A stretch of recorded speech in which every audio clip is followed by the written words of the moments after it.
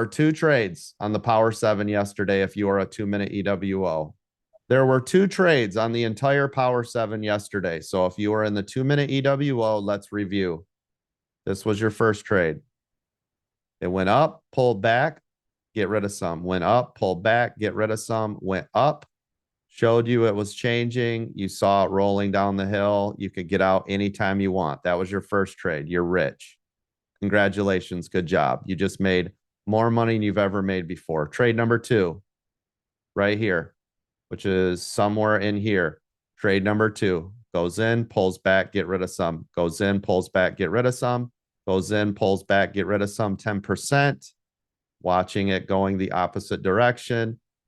Big flag. I wouldn't blame you if you got out, but here's the biggest thing on this one you need to pay attention to. This is the biggest part of what I teach all day, every single day.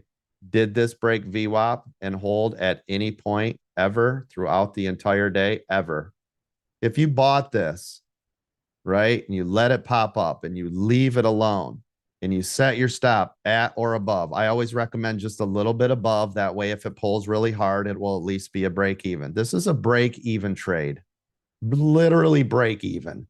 even if you stomached it and it went all the way up and all the way down, I would have been so much more happier with your trade. I mean, obviously, once it breaks through VWAP and holds, you'd have got out, but still, you would have made money here to here, right? And you would have made the trade instead of, I want out, I want out, I want out, I want out, I want out, I want out. Oh, I made $6. Oh, I made $3. I made $2. I made, oh, stop that. Because what'll happen is you keep getting yourselves into that mindset.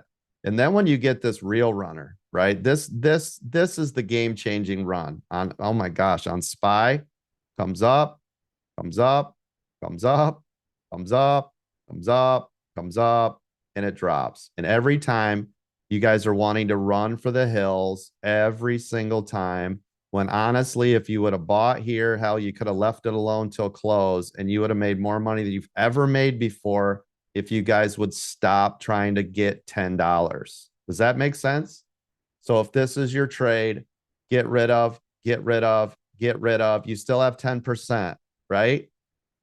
This is 50%, 20%, right? We do it on the pullbacks, 20%. You still have 10% because it would get you to like be able to hold this thing.